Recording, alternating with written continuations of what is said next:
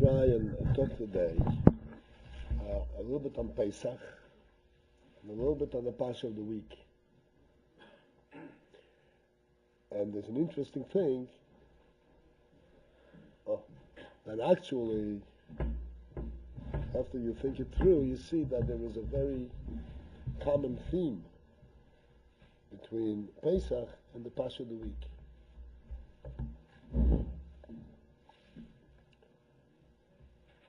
First, let us address Pesach.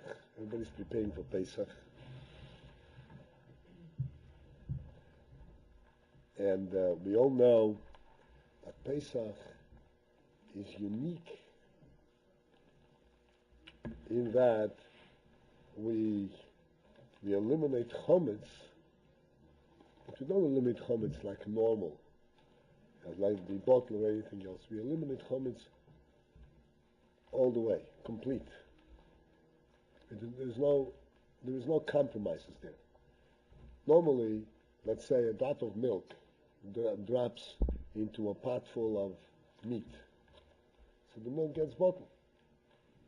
You're allowed to eat the meat. Not chometz. Chometz doesn't get bottled. Doesn't become bottled.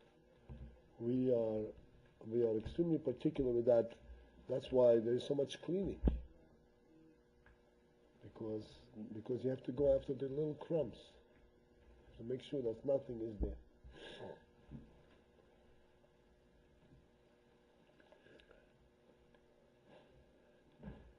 And the question is, what's so terrible about chometz? And then, on the contrary, chometz throughout the year, that's our staple food. We eat it all the time. And then, even more than that,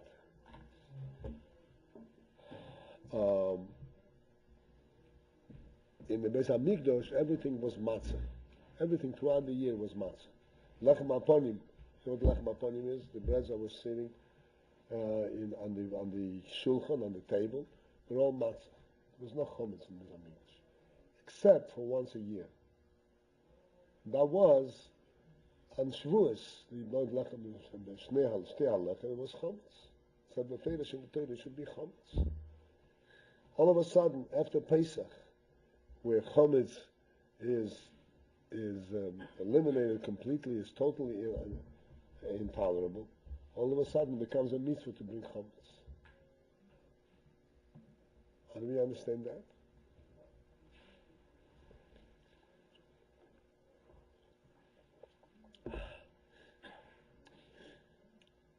So, let us first give us a little perspective. I'm sure you learned a little bit. Chassidus speaks about it. I want to speak, so to speak, on our level, in our terms. Chometz versus matzah.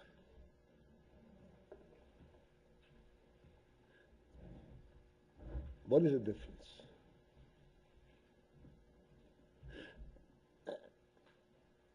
Chometz versus matzah represents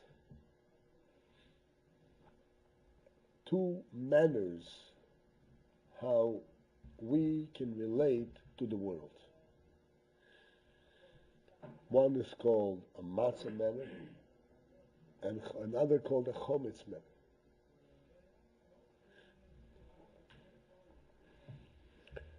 What is a matzah manner?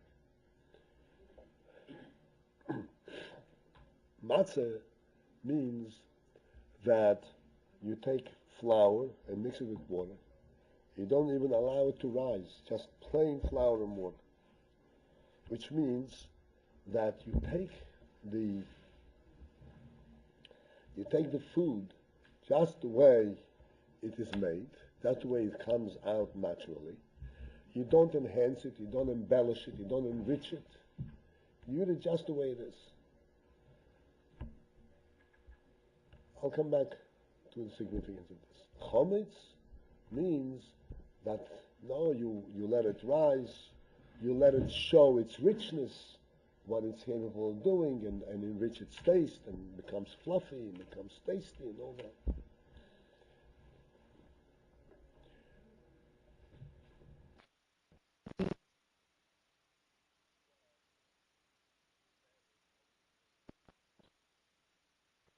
we can relate to the world in a manner where we recognize that we are physical and we cannot survive without food. We cannot survive without getting the sustenance that we need from the physical world. But that is not our focus. That is not what we are looking for. This is just in order to survive. Chometz is a different approach. Chometz is that you're looking for the world to make it interesting. That you want to eat because it's tasty, because it's rich. So what is this all about? Because throughout the year we are allowed to eat chometz.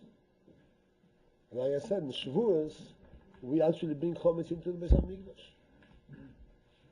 Pesach has this exception. And this exception is to the extreme. What's behind it?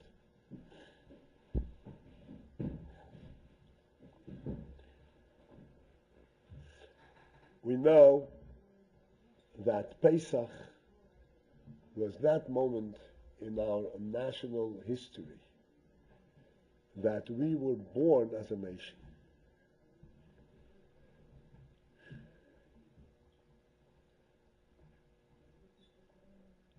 That moment, we know throughout the year, every time in davening, we always say, Zeicher Litzias Mitzrayim. And we say every day, Laman Tizke Nesim Tzeischa Mi'eretz Mitzrayim. You should always remember the day that you came out of Mitzrayim. And say, Zeicher Litzias Mitzrayim. And the Aseres HaDibros, the 10 Commandments, begin, Onoich Hashem Elokecha Asher Tzisicha Mi'eretz Mitzrayim.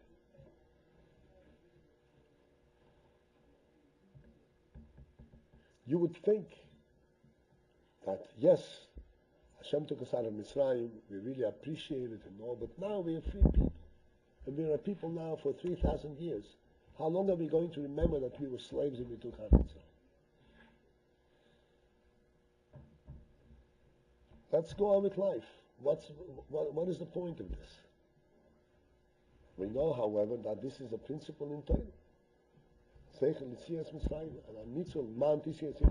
mention Yitzias Mitzrayim every day. It's a mitzvah in the Torah.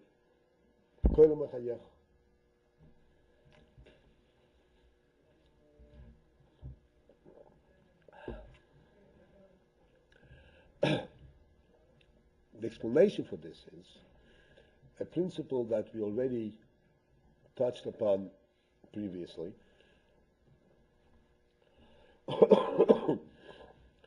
When Yidden came out of Mitzrayim, they came out from a settled land into a desert. This Indian that Yidden left an established country into a desert is mentioned in Tanakh, and this is Hashem remembers this special connection, special love that people have for Hashem from that moment on. Going into the desert is not a very pleasant place to live. And in a place of Noach, Shor of Yaakov, you're going into the desert, all kinds of wild beasts, and then the lowest kind, the scorpions and the snakes, all of the lowest elements in the world are roaming in the desert. And this is where the Eden went out. Why did they go there? Without any calculations, without even preparing food for themselves. They went there because they had only one thing in mind. Hashem is taking us out of Mitzrayim. We are now becoming Hashem's nation. This is what they were in mind. They didn't have in mind anything else. There was nothing enticing. You know what enticing mean? Nothing attractive from a worldly perspective where they were going. They were going only because they recognized their relationship to Hashem. This is what took them out of Mitzrayim.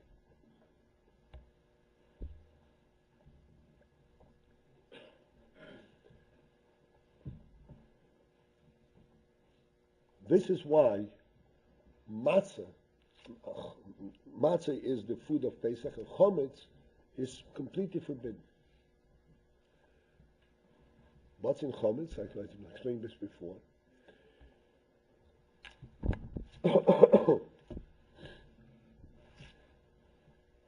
We once discussed, I once pointed out, an interesting phenomenon that every creature in the world, every animal, every creature in the world stands on the ground in a very balanced and solid way. Like an animal stands on four legs. So it stands on the ground supports it. Completely depends on the ground.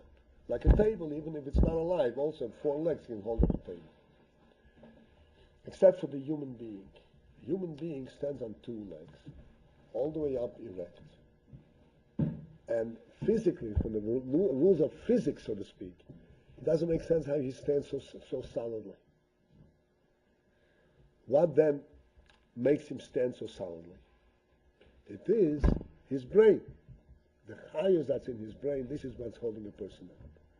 A person is not, a human being is not actually completely dependent on the earth. He stands on the earth, but what's holding him up is not the earth. What's holding him up is his brain, his chayos, his life force. This is what's holding him up. This is symbolic. This is not only symbolic, but this is a principle in human life. That a human being in general, and a yid in particular, his life is defined by what he has in his brain, not what's going on in the world around him. What does he live with? What excites him? What gives him meaning in life and interest in life is what's going on in the brain. What does living mean? What is it all about? This is what keeps him going, not the physical experience. When a person eats, quote unquote, chometz, and I don't mean only chometz, in general, when the food has its own enticement, shows its richness and its depth and its qualities, then there is an interest in the food itself, in the food per se. So we say on Pesach, this is the moment when Yidden made a breakaway from Mitzrayim, break away from the world, from the natural world, and they connect to Hashem. And at that moment, they must not have any chometz. In other words, they must not have anything that interferes with that relationship with Hashem. That would say, yes, you relate to Hashem, but you also are interested in the world. The world is also a pleasant place. You enjoy the food. You like the taste of it. No, none of this. It's a purely a relationship with Hashem without any interference of a worldly kind.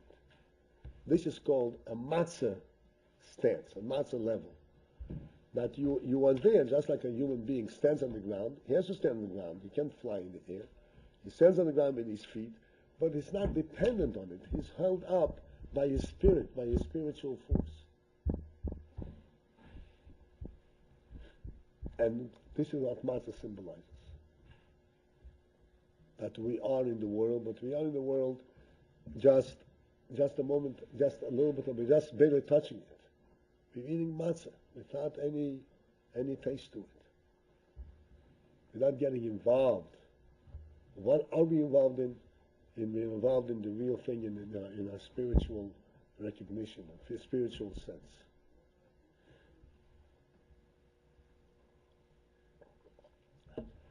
And this is the mitzvah in the Torah. That in order to establish this special relationship that a Yid has with Hashem, in order to make it, to create this relationship, one has to, from this moment, completely break away from chometz, or from the chometz view of the world. Once it's established, and once he has his view, and he has his path, he is Hashem's nation, then he can go back to chometz in order to actually elevate the whole world and purify everything in the world. We don't abstain from the world. We are involved in everything. But then, our getting involved is not going to draw us, take us away from Hashem. On the contrary, it's going to facilitate our elevating and purifying the world. This is the principle that on Pesach, matzah is a necessity, and chometz is eliminated to the extreme, and afterwards it's allowed already. Because once we establish the principle upon which we live, then everything we do is already based on that principle.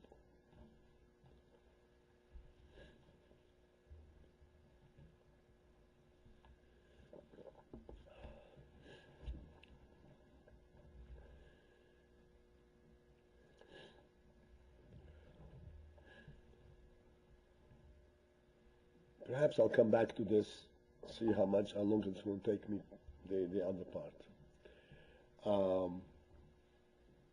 Then we have the Parsha of the week. The Parsha of the week is Parsha Vayikrah, that speaks about korbanos. The whole Chumash Vayikrah is Teres Kohanim, is about korbanos, all kinds of different things that Kohanim do in the Beis Hamikdash.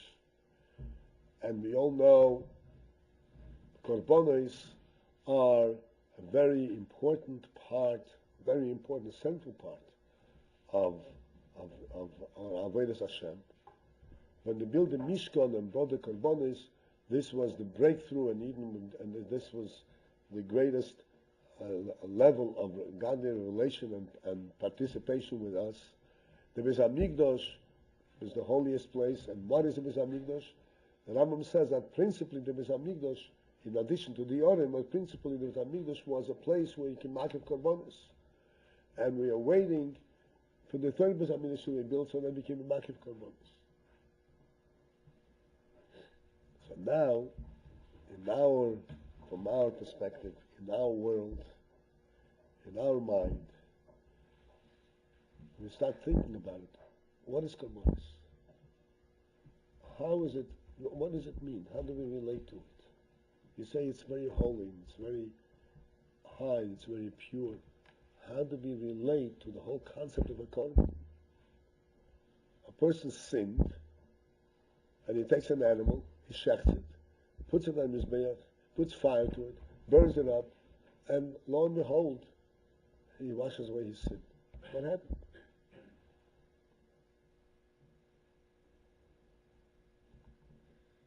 What is it? How do we relate to korbanos? Korbanos is one of those things that what's called the modern mind has no way to understand it. But we have to try and understand to whatever degree that we can, that we should understand that this is really a very high, very holy union. We're going to learn korbanos now for the next several weeks.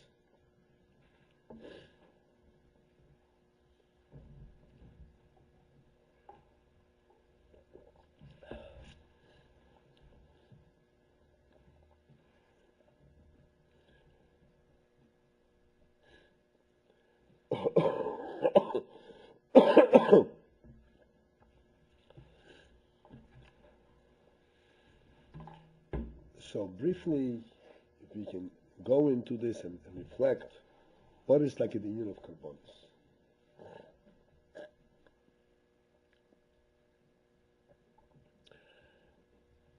We know, I think we mentioned it here also, the principle of tshuva. The Gemara says that Baal Tshuva is higher than a tzaddik. Monkesh Baal Tshuva oimnim ein tzaddikim gmurim chayim lamed shom. That the place where Baal Tshuva stand, tzaddikim gmurim, complete tzaddikim, cannot stand in that same place. Meaning that it's too high for them. They cannot tolerate such a great revelation that the Baal Tshuva can tolerate. what's in Baal Tshuva, and altogether, what does tshuva mean? You did a wrong thing, you did a aveira, and then you do tshuva and you wipe away the sin. How does it get wiped away? You could say, you know what, you're not going to get punished for it. Okay, I regret it, I'm not going to get punished. But you can't wipe away the sin that was done. It's done already. But Baal Tshuva means that you can wipe away the sin as if it was never done. Baal Tshuva, the Gemara says, that there is a madrega in Tshuva where Avedas become like mitzvahs. Zdoines nasan lekizochis. You heard about this expression? How can it do it? It's past. It's done. So even if you you're forgiven so that you don't get punished, but how can you retroactively correct it? So the principle in this is, what's different in tshuva than every other mitzvah? And tshuva is actually one of the mitzvahs in the Torah. But tshuva is different than every other mitzvah.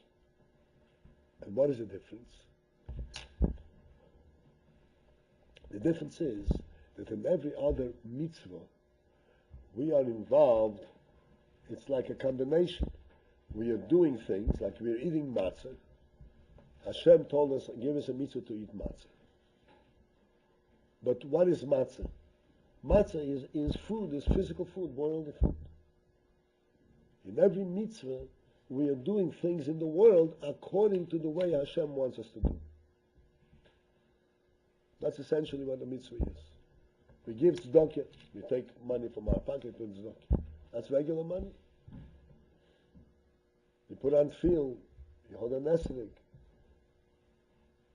It's all combining, so to speak. It's bringing and combining Hashem into the world, into our world. Tshuva is a unique situation, different than every other mitzvah. What's in tshuva? Tshuva is where a person, I think it's a little warm here. Can we get? Everybody's falling asleep.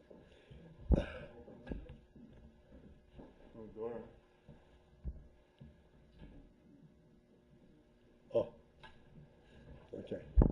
All right.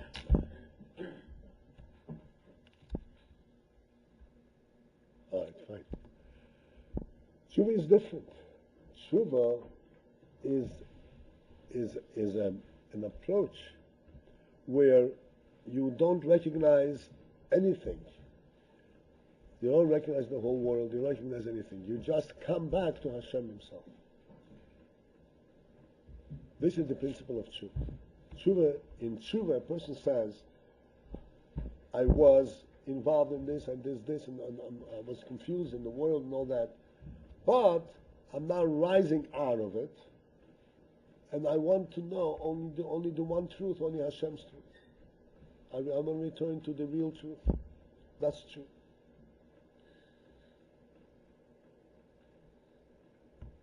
In other words, in tshuva, there is the focus, there's the point on one's relationship with Hashem rather than one's doing the right thing and being a good person. This is why in tshuva it's possible to correct anything that a person did.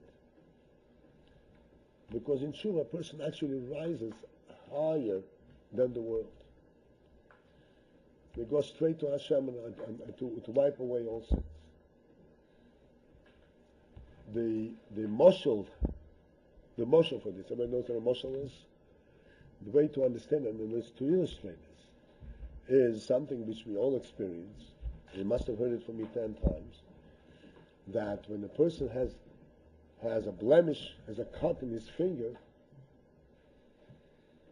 what happens when a person has a cut in his finger? It bleeds in genies.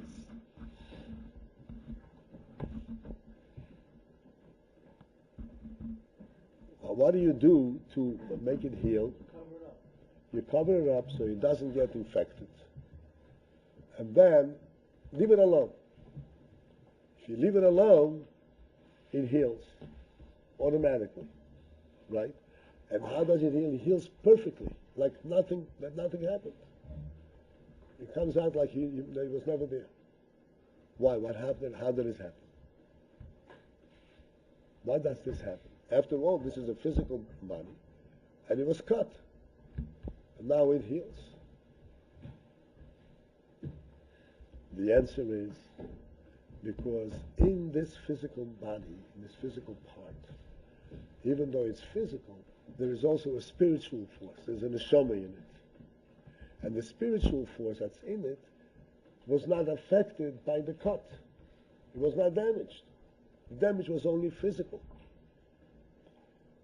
The reason a finger is because there is in the neshama that koyach to give life to a finger. And that force that sustains the finger was not cut. That cannot be damaged by a cut. So therefore, even if one has a cut,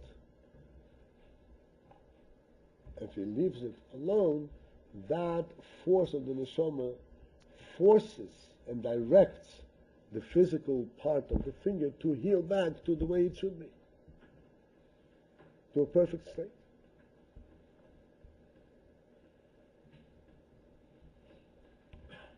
You have a question? If it doesn't, that means that the neshama was affected by this damage? It's not only physical? No. It always does, unless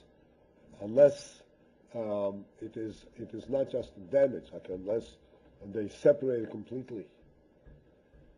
But I know of cases where a finger was actually completely severed. You know what severed means? Completely cut off. And then surgically they connected it, and it grew back. And it grew back, and you cannot just attach anything there. It has to be this finger because there is a neshama in it. If it doesn't grow back, and there must have been some kind of infection. Sometimes a person has an internal infection, certain problem that doesn't allow healing. But if it doesn't have any problems, then it heals. Everybody has that experience. Then it automatically heals. There has to be something that prevents it from healing, like if it gets infected.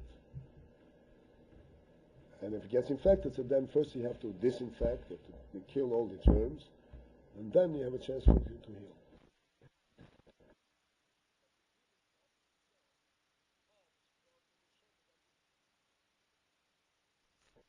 That's not damaged.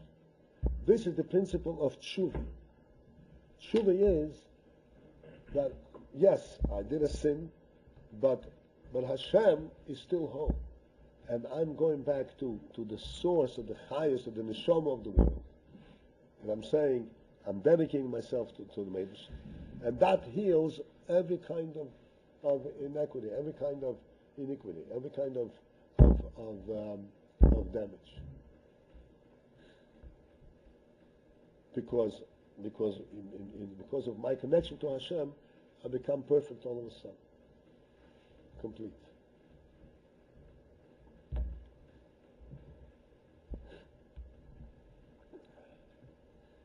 Coming back to Korbanos.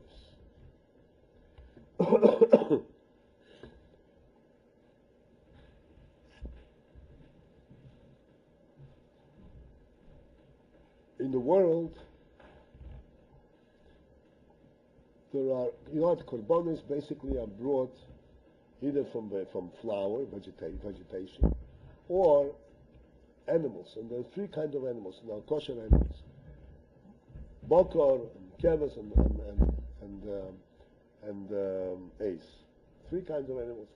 In many cases, it's from the animal level. The different types of animals is not here to be discussed, what's the difference between one and the other. But essentially, it's from the animal level.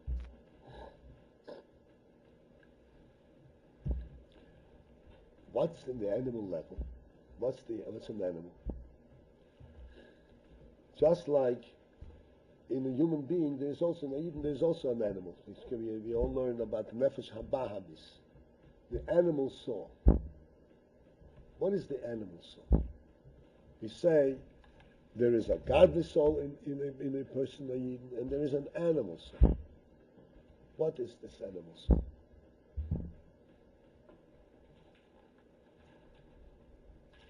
So we say that every bad inclination, desire that is not appropriate comes from the animal soul. But what's the essential nature of this animal soul? Why does it do bad things?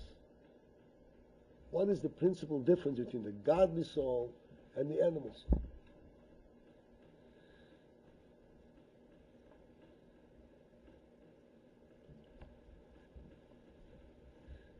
The principal difference is this.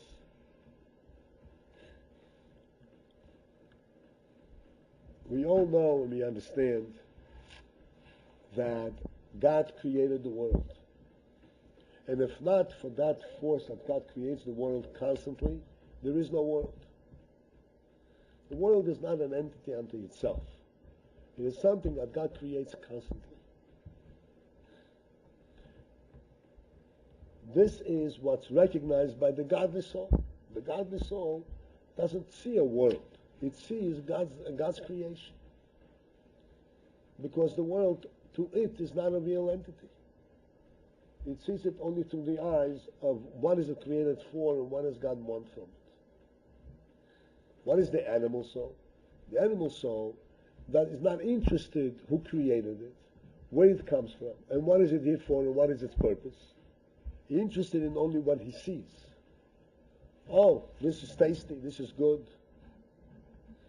He doesn't care where it's coming from. Doesn't care what it's about.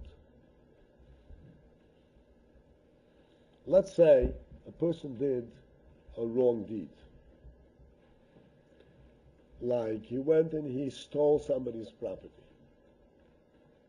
He stole money. What is the mentality of stealing somebody else's money come from? How is it possible for a person to steal somebody's money? If he would recognize that money is something that Hashem creates and Hashem gives it, so where is the idea of stealing somebody else's money come in? Doesn't make any sense. The only way it's possible is when he loses sight. He doesn't recognize that this comes from Hashem. He sees the money as money. And when he sees the money, he doesn't see the difference whether it is something Hashem gave him or Hashem gave somebody else. It makes no difference. To him, this is something which exists in the world, and that's what he sees. And therefore, it makes no difference whether it is something that is allowed to have or not allowed to have.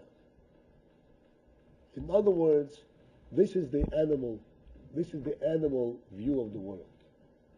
It makes no difference where it comes from. The main thing is, what is it? Is it tasty? Do I like it? Then I want it. And if I want it, it makes no difference whether it's mine or somebody else's. I don't see the difference. I don't feel the difference. That's the animal. The animal doesn't relate to the world in its true perspective. Where does it come from? How come it's here? What is its purpose? It relates only from its own experience perspective. Is it tasty? If I like it, then it's there. Finished. In other words, this very attitude of the behemoth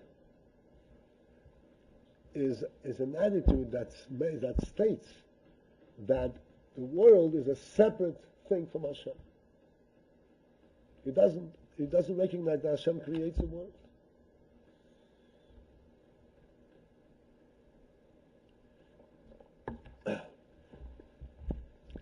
And this is the source of all sin. This is the source of everything that's not proper.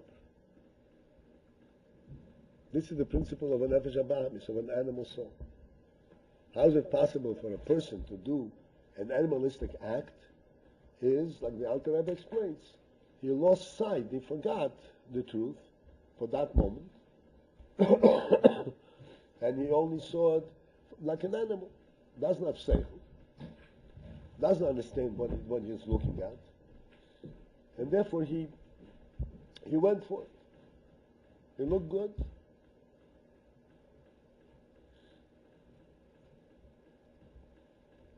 Therefore, what is the way to correct that? The way to correct that is what's called tshuva. Tshuva means that to counter, to go the opposite of the direction that I went, to counter the idea that I see world without God, I have to lift up and see God completely above world. This is called tshuva. Like I explained before, the mitzvah of tshuva is different than all the mitzvahs. This is where the focus is one of one's relationship to Hashem rather than the world.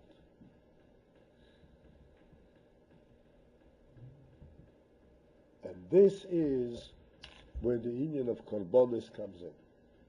What's a korban? A korban, we take an animal. And what's an animal? An animal is symbolic of this nefesh habahamis that only knows world. That's not anything else. And we say that world per se is a non-entity. It's not a real thing. World is real only if it recognizes Hashem. In itself, it's nothing. And this is where the union of korbanos comes in.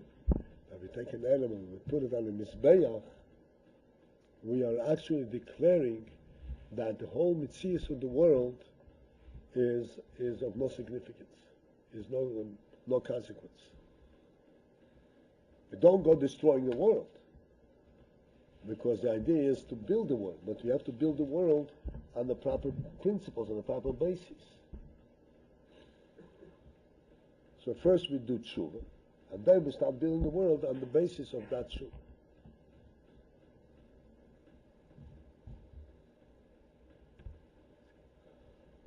So this is the perspective of korbanos, which is very, very closely related to the union that we discussed before about matzah and chometz and Pessach. Because the union of matzah is also the same thing. Not that we are going to abstain from chometz indefinitely throughout the whole year. No. We're going to eat chometz, and we're going to have very tasty foods and all that.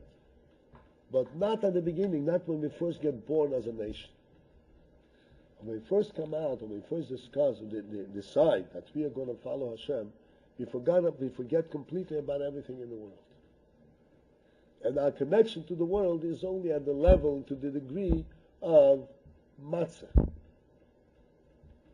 Only to the degree of just what Hashem prepared for us. Huh? Matzah means that it does not show the richness that there is in the world, just that which is the bare minimum. So that it does not interfere with our avodah, with our connection to Hashem.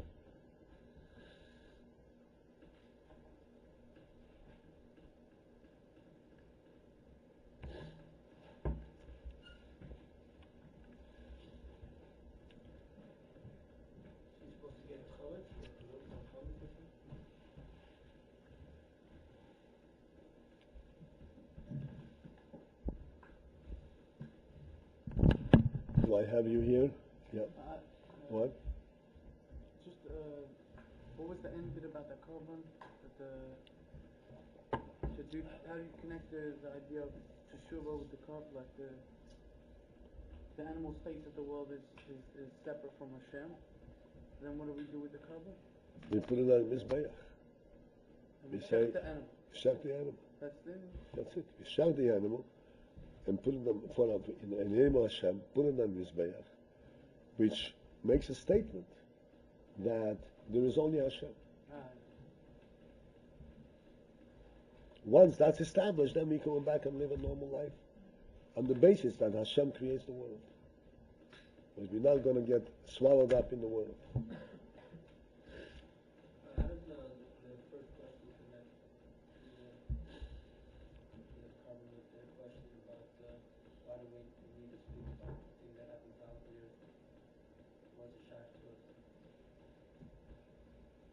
Yetzias Mitzrayim, not Korban. Yeah, yeah. As a child. Explaining because this, good that you reminded me. I asked, why do we constantly remember Yetzias Mitzrayim? Because this principle, Yetzias Mitzrayim, where a person makes a clear decision to rejuvenate. You know what rejuvenate means? To refresh his connection to Hashem. That's an Yetzias Mitzrayim. And at that moment, he has to go back to Matzah. This refreshing means that he recognizes that he is leaving the world behind and he is going only to Hashem. This is what happened by Yetzias Mitzrayim. This is why you always remember Yetzias Mitzrayim.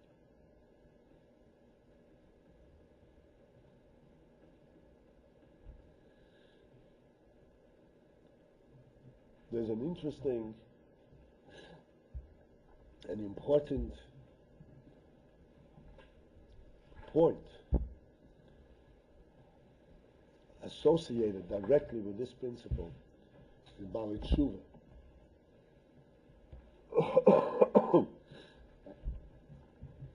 You know that in Tanya, the Alter Rebbe says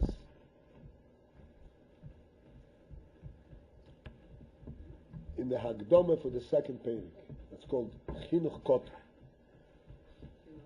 Chinuch Koton. In the second, the Hagdoma to the second Chelik of Tanya, to Shara Yichud V'Emunah. If you look in the Tanya, this is the portion in the Tanya that's printed with small letters. And there the Alter Rebbe says, Chanoich Lamar, what's in the name HaChinuch? The Alter Rebbe says, explains the principle that Sheva Yipil Tzaddik will come, that a Tzaddik also goes up and down. He falls 7 times and he rises, and still rises up again. He falls and rises. And the Alter Rebbe explains why does he fall. And he explains briefly, he falls because as a person goes upwards, there's a moment where he loses his previous madrega before he gets to the next madrega. And in the middle, there's a fall. So this is, it's an involved Indian to explain, but this is the principle that the Rebbe explains. That as a person rises from one madrega to the other, there is a moment where he is not stationed solidly. So therefore there's a fall. And then he catches and he goes up. So Alter Rebbe says, what happens during this time that he is in a fall? What holds him up? And during this moment that he is in a fall, he is held up, the Alter Rebbe says, by the chinuch that he received as a child. Infancy. Because this chinuch that a person received as a child, this chinuch, this imunah that was implanted in him, he will never lose. Because this implanted, this he absorbed in his whole neshama.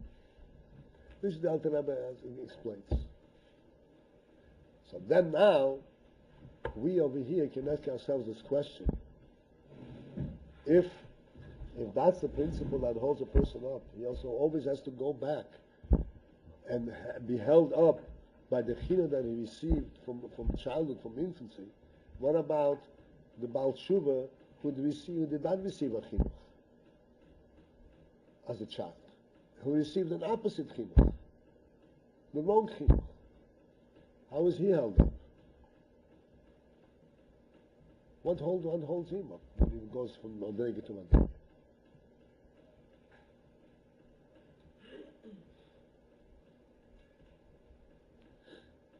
The explanation is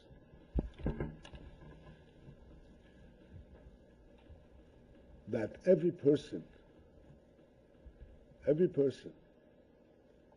has that moment in his life where he made a decision to come to Torah mitzvahs.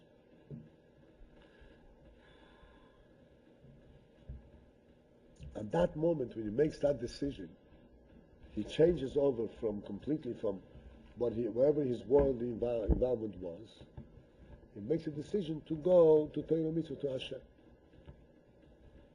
In that moment of decision, he has this principle that he wants to be in Torah, he wants to be a Jew, he wants to be in Avodas Hashem. He has it so clearly, just like a child has what his mother teaches him in the cradle.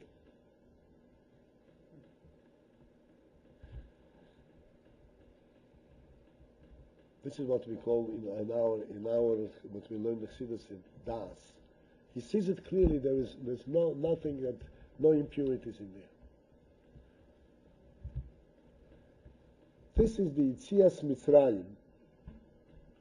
This is the Yitzias Mitzrayim that every Yid has to experience constantly. That he goes out of Mitzrayim, meaning that he leaves behind Mitzrayim, he leaves behind, breaks away from world, and he goes to Hashem. Even if it's only for a moment, and he declares, he recognizes for this moment that there is only Hashem. Afterwards he can go back and live a normal life. But his life is built on the principle that he belongs to Hashem. This is what Pesach we have matzah. We eat matzah only for 7 days, 8 days. And the rest of the year we eat chametz. But these 7 days establish the emunah by Yas, that when you go back to chametz, it's no longer the same way. It's all based on the principle that Hashem took us out of Mitzrayim, Hashem made us into a nation, and everything else that comes with it.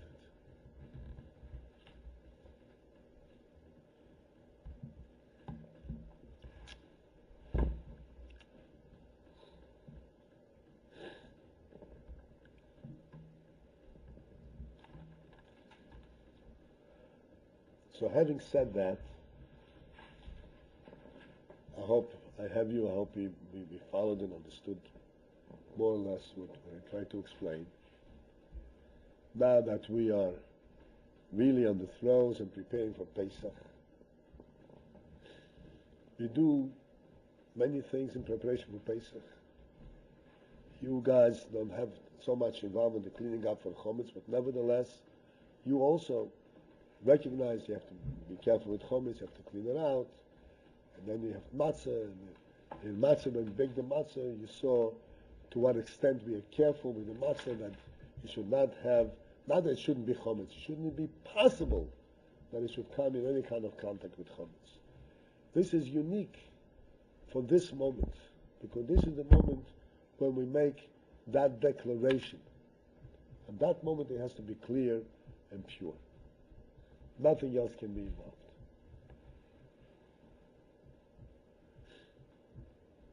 Thus, in our own preparation for Pesach, one we have to understand, this Yom Tov Pesach is the Zman Cheruseinu. That's what we're saying now, the Zman Cheruseinu, the time of our freedom. We all understand that when you say about Cheruseinu, our freedom, we don't mean freedom from on a kind of on the worldly level. We mean freedom from the Yetzer Hara, freedom from being swallowed up in Mitzrayim, swallowed up in natural world. If we declare on Pesach our freedom from the natural world, and that we want to want to leave Mitzrayim and go even into the desert, just in order to be with Hashem, to receive the Torah,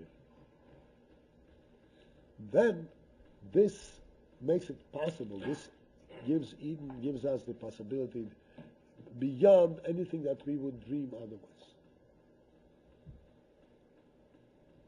Then we come to receiving the Torah with an open mind and open heart, and it goes deeper into us, and we become real receptacle. We receive the Torah to the fullest measure.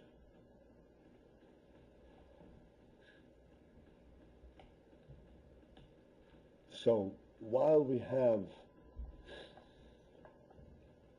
They have physical things that they have to prepare for Pesach. Each one has their things and all that. It's important, very important, that we try to remember and reflect, try to understand what this Yom Tov is about. Try to understand what is the difference between matzah and chometz. Try to understand how matzah symbolizes and explains to us that the world is not something that is an end unto itself. It has no significance whatsoever. It's like matzah to us. If Hashem gives us Torah mitzvahs and then we live with Hashem, then we can have a rich life in the world. But the world by itself is like matzah. We're not interested. Even if we experience this for one moment, at the moment when we come out of Mitzrayim, and Hashem takes out Mitzrayim and gives us freedom from Mitzrayim, freedom from the natural world. Even for one moment experience of that, a deep experience of that, can set a person really free. You're saying that second when you're free, it's like the Balchova who realizes that that this is the way he wants to live. That's right. The same meaning. It sets him. This is coming out of Mitzrayim. Mitzrayim, you learn Misham over the Pesach, and they learned already probably. Mitzrayim was a nation, was a place of Avodah Zorah. The whole Mitzrayim was steeped. They were swallowed up in nature. They believed in the power of nature only, in world. And Hashem broke us out of there, took us out of Mitzrayim. And He takes us out of Mitzrayim all the time. And when Pesach comes around, this is the moment where this inyan gets refreshed. And we start anew. So in preparation for Pesach, and then in Mitzvah on Pesach itself, when we sit by the Seder, and we eat matzah, and we are very careful, there shouldn't be any wet matzah, there shouldn't be anything to do with chometz, anything, not chometz, real chometz, but any kind of remote similarity. That is what gives us the understanding and the experience of Pesach. And this helps us in Mitzvah Hashem to break away from our natures, from our natural tendencies, and live up to our intellectual perceptions. Live like a human being, not like an animal. To be makriv the animal on the mizbeach, and live like a human being. To recognize the truth, like the Nefesh Olekis is the truth. Live at that level. And even if afterwards one goes back into the world, it's not the same world at all. He's already free from the mitzvah.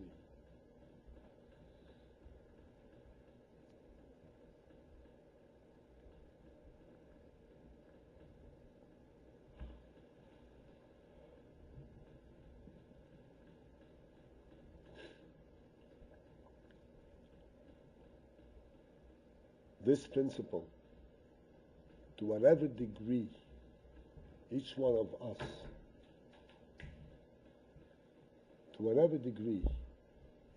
us, can experience this, can understand it, can relate to it. It's like the story of the Alter Rebbe with the drop that you put in the prince's mouth, the drop from the ground stone. Everybody knows what I'm referring to. Rabbi Kiva, you talking? Huh? Rabbi Kiva? No. From the Alter Rebbe. The Alter Rebbe gave the moshel. The what? Huh? The crown, right. The jewel from the crown that had to be ground down and put into the prince's mouth. The medicine. The medicine. This is this puts life into us. Even if a drop of it comes into our mind and heart, it restores life. And then everything begins to heal. Our nefesh abamis, our animal soul, our Yetzer Hara, no longer are in control of us. We are in control of it. This is essentially the union of Yetzias Mitzrayim.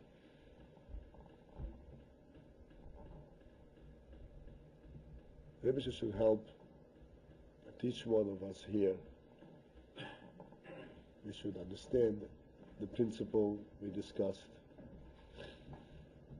reflect on it in preparation for Pesach, and then in Mitzvah on Pesach by the Seder. When you eat matzah, matzah is called in the Zohar Michla Dimhei Menusa, the food of Emunah, the food that strengthens a person's Emunah. Like we discussed, this is the food that strengthens Emunah, that brings a person closer to Hashem.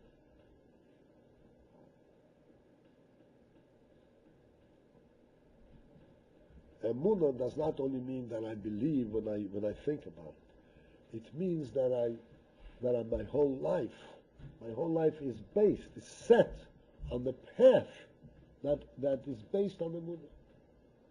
And therefore I don't fall so easily for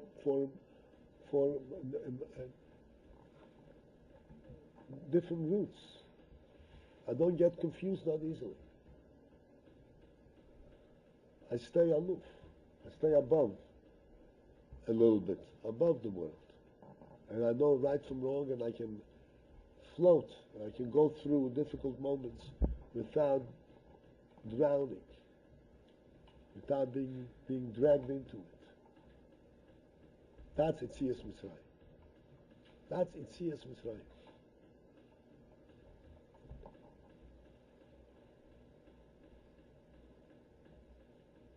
Yetzias Mitzrayim is for everyone, every individual, on his own level. Everyone knows where he is holding in terms of what is his connection to Mitzrayim. And Yetzias Mitzrayim means coming out of that Mitzrayim that he is experiencing. And how does he come out of Mitzrayim? Because he says, Abba said I should come out, and I'm following him. I'm going in no man's land. I don't know what's going to happen over there. I'm going to the desert. I don't know what's going to be. Am I going to be successful? Am I going to become somebody? I don't know. That's how a person goes into life. What's going to be? If I stayed where I was, I could have been a lawyer. Now, who knows what's going to be of me? You go into the desert. That's how you connect to Hashem. And then Hashem leads you. The mission should help that we should all come out of Mitzrayim, and Hashem will lead us from Mitzrayim through the Red Sea into Kabbalah Torah, into Eretz Yisrael, Mitzvah Hashem, in Meir Yameinu. We should all have a good year, a fair question, a fair from Pesach. Shalom B'Hatzlach.